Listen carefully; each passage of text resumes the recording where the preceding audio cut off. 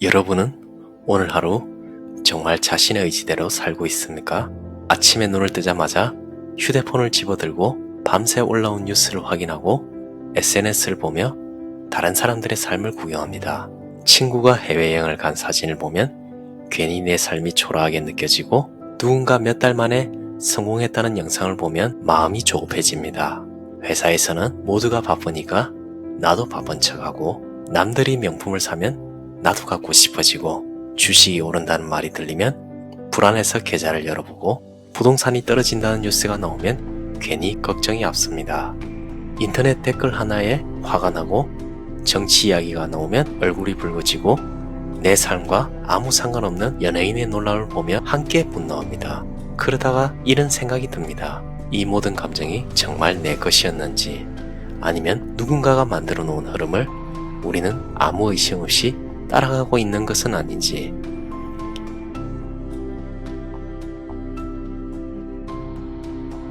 인형극을 보면 꼭두각시는 스스로 움직이는 것처럼 보입니다. 하지만 자세히 들여다보면 보이지 않는 실이 인형의 손과 발을 움직이고 있습니다. 우리 역시 인형과 크게 다르지 않습니다. 지금 이걸 사야 한다. 남들보다 뒤처지면 안 된다. 저 사람을 미워해야 한다. 성공하려면 이렇게 해야 한다. 우리는 이것이 모두 자신의 의지라고 믿습니다. 하지만 정말 그럴까요? 러시아의 물리학자 바딤 젤란드는 그에 져서 리얼리티 스트랜스핑을 통해서 우리를 끊임없이 흔들고 조종하는 보이지 않는 힘을 펜듈럼이라고 말합니다. 펜듈럼은 사람들의 관심과 감정이 모여 만들어진 거대한 에너지입니다. 이 에너지는 사람들을 끊임없이 흔들며 더 많은 분노와 불안, 경쟁과 갈등을 만들어냅니다. 우리는 그 사실을 모른 채 보이지 않는 실에 매달린 꼭두각시처럼 웃고 화내고 경쟁하고 소비하며 살아갑니다. 영상을 통해 펜듈럼의 실체를 밝히고 내 삶의 주인이 되는 방법에 대해 함께 이야기해 보겠습니다. 파괴적인 펜듈럼. 어린 시절부터 우리는 자신의 의지를 다른 누군가의 의지에 복종시키고 임무를 완수하고 조국과 가족, 정당, 회사, 정부, 심지어는 이념에까지 자신을 바치도록 훈련받아왔다. 다른 모든 사람의 의지에 복종하고 나면 자신의 의지는 맨 나중이었다. 우리는 누구나 정도의 차이는 있지만 이런 의무감, 책임감, 죄책감 등을 가지고 있다. 모두가 이런저런 식으로 가족, 학교, 직장, 정부 등의 다양한 단체와 조직에 봉사하고 있다. 분리된 개인들이 모여서 같은 방향의 생각을 하기 시작하면 이런 온갖 조직체가 생겨나고 발전해 간다.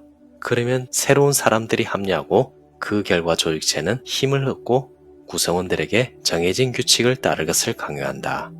결국은 큰 사회단체들을 그 밑에 복속시킬 수 있을 정도로 커지기까지 한다. 물질적으로 현실화될 때 이 에너지는 공동의 목표 아래 연합된 사람들과 건물, 설비, 기술 등과 같은 물질적 대상으로 구성된다.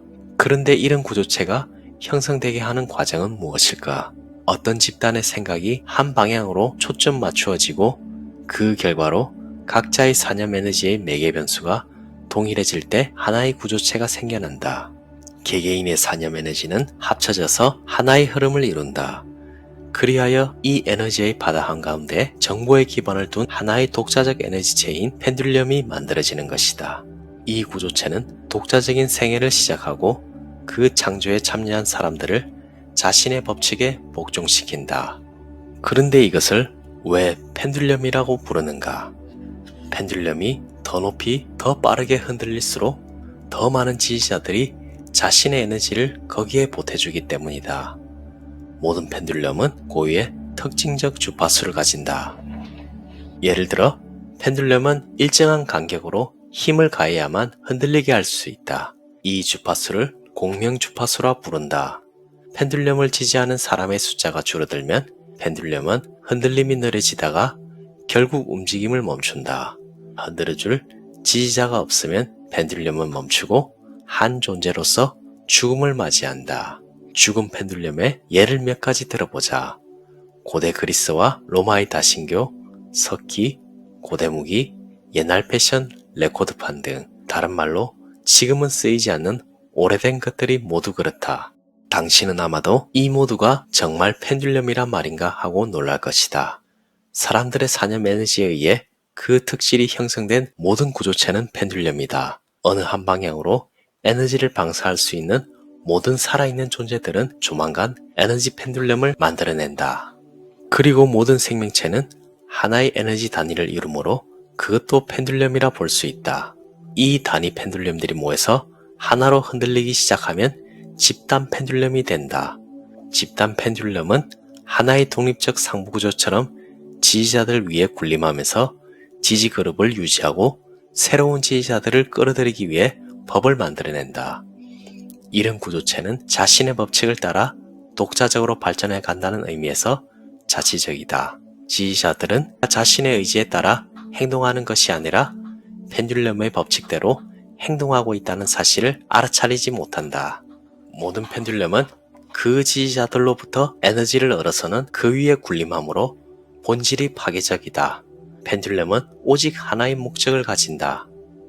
그것은 개개인으로부터 에너지가 끊임없이 흘러오게 하는 것이다. 개인들에게 이익이 될지 해가 될지는 펜듈럼의 관심사가 아니다. 어떤 시스템 영향 아래 있는 사람은 그 시스템의 법칙과 일치하는 삶을 살아야 한다. 파괴적인 펜듈럼의 영향 아래 놓이면 하루아침에 인생을 망친다.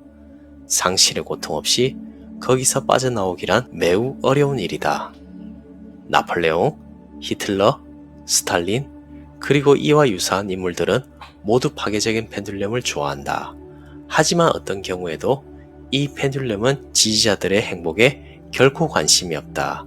나폴레옹에게 진정으로 행복한 적이 있었느냐고 물었더니 그는 전생에 단 며칠만을 꼽았다고 한다. 펜듈럼은 새로운 지지자들을 유혹하기 위해 세련된 방법을 사용한다. 얼마나 많은 사람들이 펜듈럼에 유혹되어 언제나 눈앞에 있는 행복으로부터 멀어져 가는가. 그들은 군대에 입대했다가 죽음을 맞이한다. 학교에 가서 자신의 천성과는 무관한 온갖 지역 교육을 받는다. 사람들이 부러워하지만 정작 자신에게는 맞지 않는 직업을 얻는다. 그리고 일을 하다가 문제의 구렁텅이 속으로 빠져든다. 낯선 사람을 자신의 삶에 끌어들였다가 고생만 한다. 펜듈럼이 지지자들의 에너지를 빨아들이는 방식은 다음의 예로서 알 수 있다. 팽팽한 접점 속에 축구 경기가 진행되고 있는 경기장을 상상해보자. 팬들의 열기가 뜨겁게 달아오르고 있다. 갑자기 한 선수가 용납할 수 없는 실수를 저질러 그 팀이 패배한다. 팬들의 분노가 폭풍처럼 그에게 쏟아진다. 그들은 그 선수를 물어뜯기 일보 직전이다. 불행한 수의 머리 위에 내려오는 부정적 에너지가 얼마나 클지 상상할 수 있는가. 그는 엄청난 타격 때문에 그 자리에서 죽을 수도 있다. 하지만 그런 일은 일어나지 않는다. 죄책감 때문에 침울하기는 하지만 그는 멀쩡하게 살아있다. 그렇다면 그에게 향했던 그 부정적인 에너지는 다 어디로 간 것일까? 펜듈럼이 그 에너지를 수확해 간 것이다. 그렇지 않았다면 군중의 분노의 표적이 된 그는 아마도 죽음을 맞이했을 것이고 경기를 승리로 이끈 스타는 하늘로 날아올랐을 것이다. 펜듈럼이 살아있는 존재인지 단순한 에너지체인지 단정하지 않겠다. 트랜스핑의 방법에 관한 한 어느 쪽인지는 중요하지 않다. 펜듈럼의 정체를 제대로 인식하여 거기서 뭔가 이익을 얻어낼 수 있는 경우가 아닌 한 펜듈럼 게임에 끼어들지 않는 것이 중요하다. 파괴적인 펜듈럼은 뚜렷한 속성을 띠고 있으므로 그것은 알아차리기 쉽다. 파괴적인 펜듈럼은 더 많은 사람을 지배하기 위해 항상 자기와 유사한 에너지체와 경쟁한다. 그것은 개인의 운명에 더욱더 위협적인 영향력을 발휘하게 된다. 자연과 동물을 보호하는 단체나 사람들을 돕는 자선단체도 있다고 반박할 수 있다. 그런 단체들이 무엇이 그렇게 파괴적이란 말인가?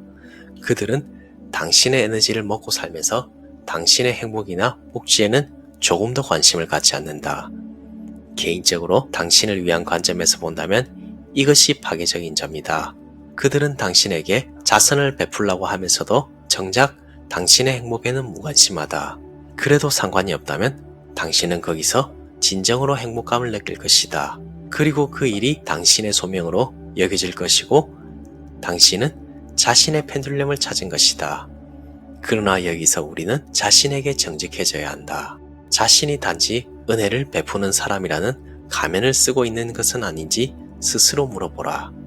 당신은 진실로 다른 사람들의 행복을 위해 자신의 에너지와 돈을 주고 있는가? 아니면 단지 좋은 사람처럼 보이기 위해 자선적인 모습을 연기하고 있는 것이가? 만일 당신이 트랜스핑으로서 종교 집단이나 사회운동단체, 학교 또는 학파를 만든다면 트랜스핑도 하나의 펜듈럼이 될 수 있다. 트랜스핑은 어떤 외면적이고 전체적인 목표에 봉사하지 않고 오로지 개개인의 유익을 위해서만 존재하기 때문이다. 그러므로 그런 펜듈럼은 매우 평범하지 않을 것이며 오로지 자신의 개인적 운명에만 관심이 있는 개인주의자들의 집단처럼 보일 것이다.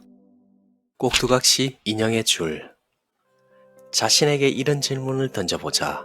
펜듈럼은 어떻게 지지자들이 자신의 에너지를 아낌없이 포기하도록 만들 수가 있는 것일까? 펜듈럼이 크고 강력하다면 지지자들로 하여금 일정한 규칙을 따라 행동하도록 강요할 수 있다. 그러나 그보다 약한 펜듈럼들은 어떻게 그런 일을 해낼까?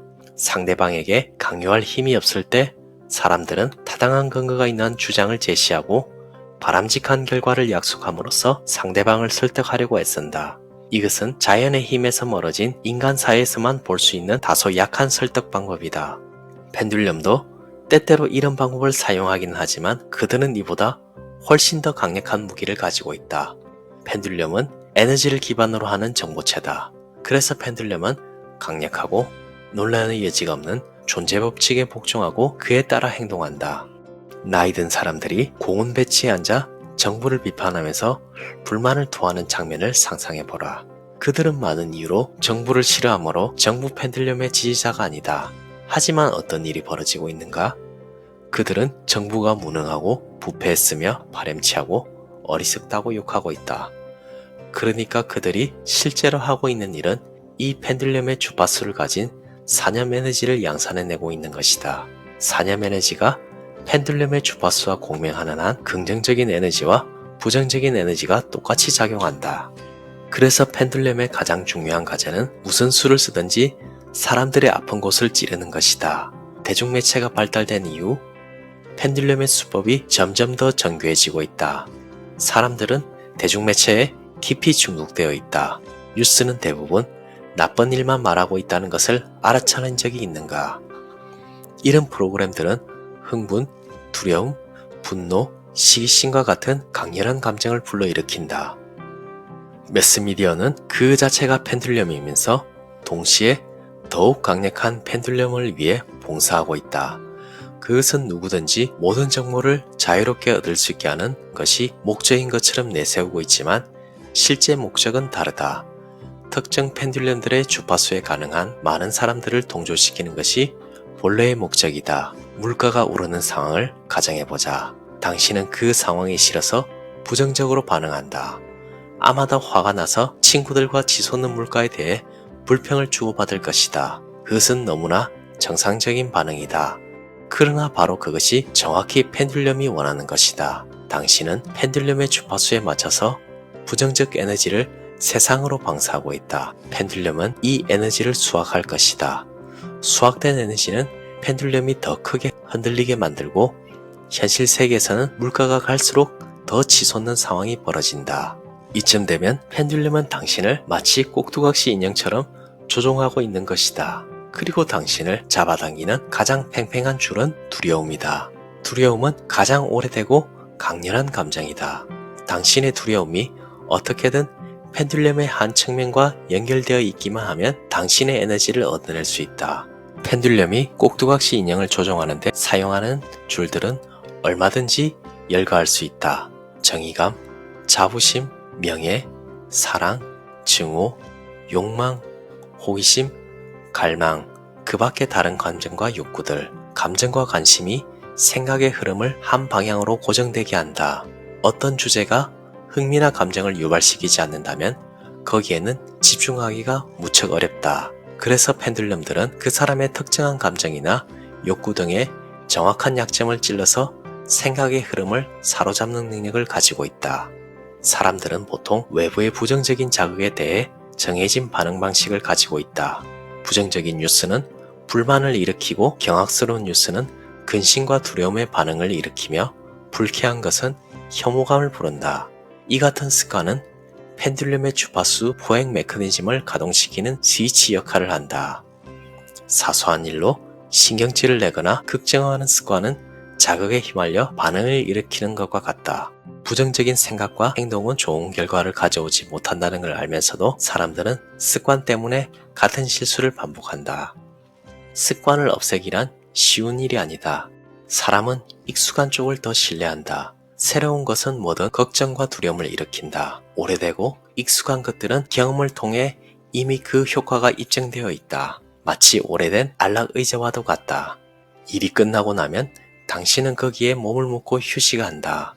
새 안락의자가 더 나을지도 모르지만 오래된 것이 더 편안한 느낌을 주는 것이다. 우리는 펜듈럼이 사람들에게 영향력을 미치는 수법을 살펴봤다. 사람이 펜듈럼의 영향으로부터 벗어날 수 있을까? 이제 거기서 탈출하는 방법을 이야기해보자. 어떤 사람이 자신을 노예로 만들어 온 펜듈럼의 반기를 들고 일어나 내놓고 맞서는 일은 흔히 일어난다.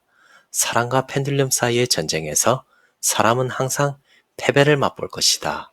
펜듈럼은 오직 다른 펜듈럼만이 물리칠 수 있다. 사람이 펜듈럼에 더 이상 복종하지 않고 대항하여 싸운다면 그는 에너지를 잃기만 할 뿐 아무것도 얻지 못할 것이다.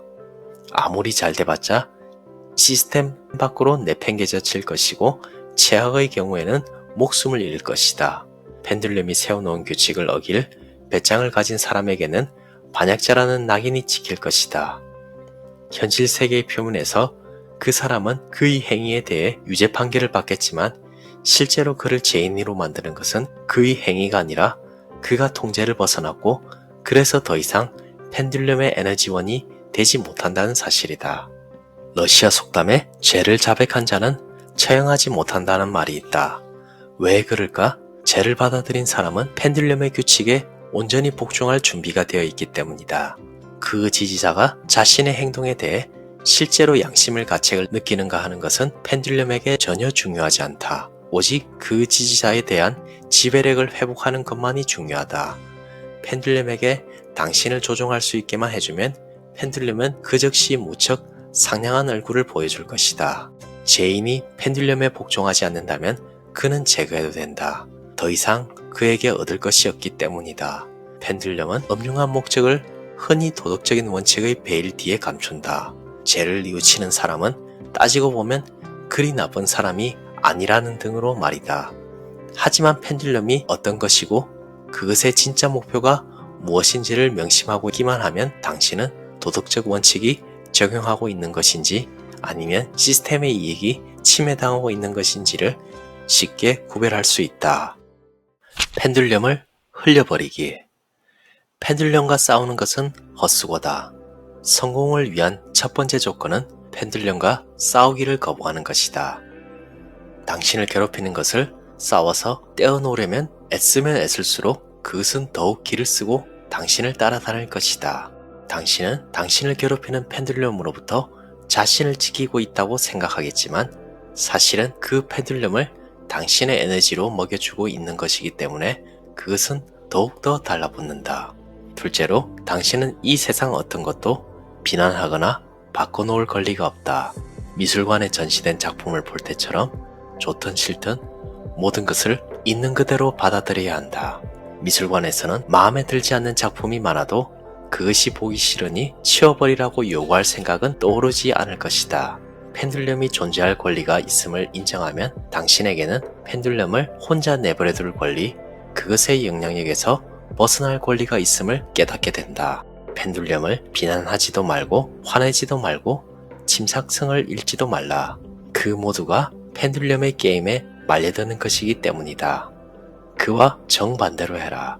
펜듈럼을 이미 주어진 것, 피할 수 없는 악의로 묵묵히 받아들이고 거기서 떠나라.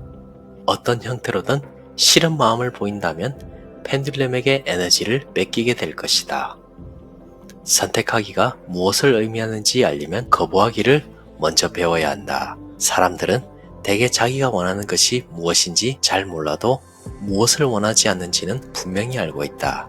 많은 사람들이 원치 않는 일로부터 벗어나려 애쓰다가 그와 정반대의 결과를 일으키고 있다. 거부하기 위해서는 받아들임이 필요하다. 받아들임이란 만물이 그 자체로 존재할 권리를 지니고 있음을 인정해주고 그것을 담담하게 흘려버리게 가라는 뜻이다. 어떤 것을 원하지 않는다면 거기에 대해 생각하기를 멈추고 담담하게 흘려버려라. 그러면 그것은 당신의 삶에서 사라질 것이다. 삶 밖으로 어떤 것을 내던진다는 것은 그것을 회피하는 것이 아니라 그냥 무시하라는 뜻이다. 당신이 라디오 수신기라고 가정해보자. 당신은 매일같이 진절머리 나는 방송을 듣는다. 그 방송이란 바로 당신을 둘러싼 세상이다. 그러니 다른 주파수로 다이얼을 돌려라. 당신과 세상 사이에 철의 장막을 쳐놓는다면 좋지 않은 펜듈럼들로 더 보호받을 수 있으리라 생각할 수도 있다. 그러나 그것은 환상일 뿐이다. 보호의 장을 유지하기 위해서는 에너지를 소비해야 하는데 실로 많은 에너지가 필요하다. 의도적으로 세상으로부터 자신을 단절시키려고 애쓰는 사람은 끊임없는 긴장 속에 살아간다. 무엇보다도 보호의 장의 에너지는 애초에 그로부터 자신을 보호하려고 했던 그 펜듈럼의 주파수에 동조되어 있다. 그리고 바로 그것이 펜듈럼이 노리는 바다. 펜듈럼은 당신의 에너지를 기쁜 마음에서 주든 분노하는 마음에서 주든 전혀 상관하지 않는다. 그렇다면 무엇이 우리를 펜듈럼으로부터 보호해줄 수 있을까? 그것은 비어 있습니다. 내가 텅 비어 있다면 무엇으로도 나를 붙잡지 못할 것이다. 펜듈럼의 에너지는 나를 그냥 통과해 가버린다. 나를 건드리지 못하고 그냥 공간 속으로 사라져버린다. 펜듈럼의 주된 목표는 가능한 많은 지지자를 끌어들여 그들의 에너지를 얻어내는 것이다. 펜듈럼을 무시해버리면 그것은 당신을 내버려 두고 다른 사람들에게로 옮겨간다. 가장 단순한 예를 들어보자. 개가 짖으며 당신을 뒤따라오고 있다. 당신이 뒤돌아보면 개는 더 큰 소리로 짖을 것이다. 당신이 그것을 심각하게 받아들이고 대적하기 시작하면 개는 한참 동안이나 계속 당신을 뒤쫓을 것이다. 사실 개는 소동 부릴 만한 대상을 찾아다닌다. 그러나 당신이 그것을 간단히 무시해버리면 개는 다른 대상을 찾아갈 것이다. 개에게 무시당했다고 모욕감을 느끼는 따위의 일은 일어나지 않는다는 점을 기억하라. 개는 에너지를 얻어내려는 목표에 너무나 몰두해 있어서 다른 것은 생각할 겨를이 없다. 이 개를 말썽 일으키기 좋아하는 사람과 바꾸어 놓고 생각해보라. 이 모델이 똑같이 적용되는 것을 발견할 것이다. 누군가가 당신에게 귀찮게 군다면 그에게 파괴적인 펜듈럼 모델을 적용시켜보라. 아마도 완벽하게 맞아떨어질 것이다. 그 말썽꾼을 잠잠해지게 만들 방법이 없다면 그저 그의 도발에 반응하기를 멈추라. 당신이 그에게 에너지를 대주기를 멈추지 않는 한 그는 당신을 가만히 내버려 두지 않을 것이다. 그렇지만 펜듈럼을 간단히 무시해 버릴 수가 없는 경우도 종종 생긴다. 예를 들어 사장이 당신을 야단치기 위해 호출한다고 하자. 이런 경우에는 펜듈럼의 게임에 참여하는 것처럼 보이도록 행동할 수 있다. 중요한 것은 당신은 단지 펜듈럼 게임을 하는 척하고만 있을 뿐임을 명심하는 것이다. 합기도의 핵심이 바로 이와 동일한 원리다. 합기도에서는 실제로 다음과 같은 일이 일어난다. 방어자는 공격자의 팔을 잡고 마치 손님을 가볍게 배웅하는 것처럼 잠시 함께 가주다가 아무 힘도 들이지 않고 풀어놓는다. 그러면 공격자는 처음 노렸던 방향으로 자신이 나가 떨어진다. 비밀은 오로지 방어자가 공격자에게 결코 맞서지 않는다는 데 있다. 방어자는 공격자의 길에 합류해서 잠시 그와 함께한다. 그런 다음 그를 놓아 보내주는 것이다. 공격자의 에너지는 허공 속으로 떨어진다. 그렇다면 이 유연한 작전 뒤에 숨겨진 기술은 무엇일까? 펜듈럼이 처음에 공격해올 때 그것을 받아들이는 반응을 보여주는 것이다. 그러다가 옆으로 재치있게 살짝 비켜나서 펜듈럼의 움직임을 당신이 원하는 쪽으로 얌전히 돌려놓는다. 예를 들면 열정적인 상사가 당신에게 일을 잔뜩 맡기면서 정확히 자기가 원하는 대로 해줄 것을 강요한다. 당신은 그 일을 그런 식이 아니라 다른 방식으로 해야 하는 것으로 알고 있다. 아니면 아예 그 일이 당신이 해야 할 일이 아니라고 생각할 수 있다. 그렇다고 당신이 그것을 거부하고 자기 방어를 위한 논쟁을 벌인다면 상사는 단도직입적으로 당신에게 복종을 요구할 것이다. 당신은 이미 결정난 일에 반항하고 있는 것일 뿐이다. 이와는 정반대로 해야 한다. 상사가 무슨 말을 하는지 귀 기울여 듣고 그의 모든 말에 동의해 주라. 펜듈럼이 최초의 충동을 소진하도록 내버려 두라. 그런 다음 그와 함께 부드럽게 일의 세부 사항을 논의하기 시작하라. 이때 당신은 상사의 사념 에너지를 받아들여 그의 주파수로 방사하고 있는 것이다. 그의 충동은 아무런 반대에도 부딪히지 않으므로 당분간은 잠잠해질 것이다. 뭐든지 긍정하고 논쟁을 피하라. 단지 그의 조언을 구하라. 어떻게 하면 더 빨리 잘할 수 있을지, 어쩌면 다른 직원은 더 잘할 수 있을지 물어보라. 이렇게 함으로써 당신은 그 펜듈럼을 따라 함께 흔들리는 것이다. 하지만 의식적으로 그렇게 한다. 그 게임에 빠지는 것이 아니라 마치 바깥에서 그것을 관찰하는 것처럼 한다. 펜듈럼은 게임에 완전히 몰두해서 흔들리고 있다. 펜듈럼이 결정하고 사람들은 거기에 동의하고 조언을 구한다.